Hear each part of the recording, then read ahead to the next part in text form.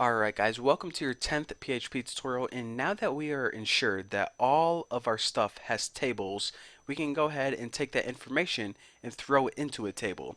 So let me just go ahead and make another string SQL. See, it freaking happened again, man. I'm freaking getting ticked off, about to drop kick my dumb computer. SQL3, and we'll set this equal to, ooh, don't want that. Now, in order to insert information in MySQL, you use the keyword insert into, and then you go ahead and write the name of the table that you want to insert information into. That's the cool thing about MySQL. It's very like a layman's term. So now, since this table has a whole bunch of columns in it, you need to write the columns that you want to insert, and you need to write these in the exact order that you're going to be inserting the data. So date, open, high, low, close, volume, amount change, and there's a freaking fly flying on my freaking head. Amount underscore change, and also, what's it? Percent.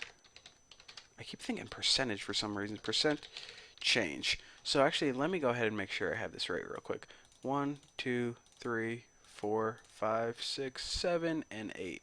And hopefully I have 8 up here. 1, 2, 3, 4, 5, 6, 7, 8. Alright, so we're good so far. So now we say, okay, insert into table name, and these are the columns that we want to insert information to. However, now we got to write what values we want to insert into them. So values, and now right after values, it's like the same thing, but you write the names of the values. So, this is going to take a while. Okay, 1, 2, 3, 4, 5, 6, 7, 8.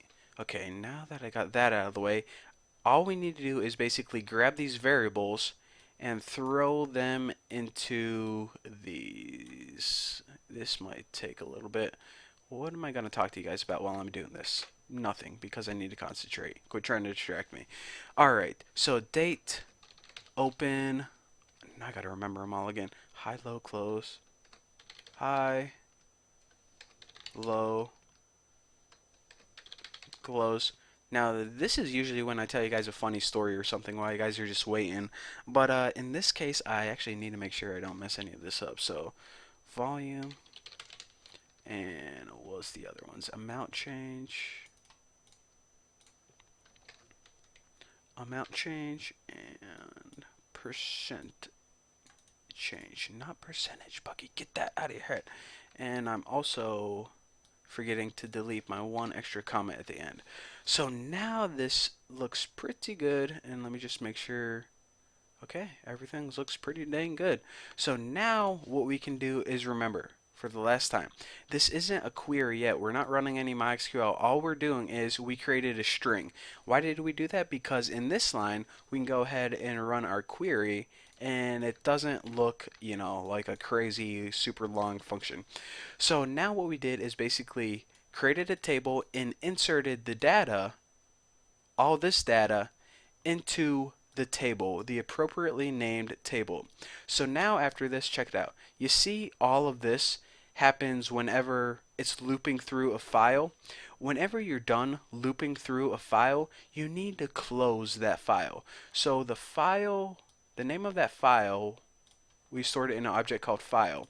So after the loop is done, just go ahead and hit F, close, and as a parameter it takes that file just like that.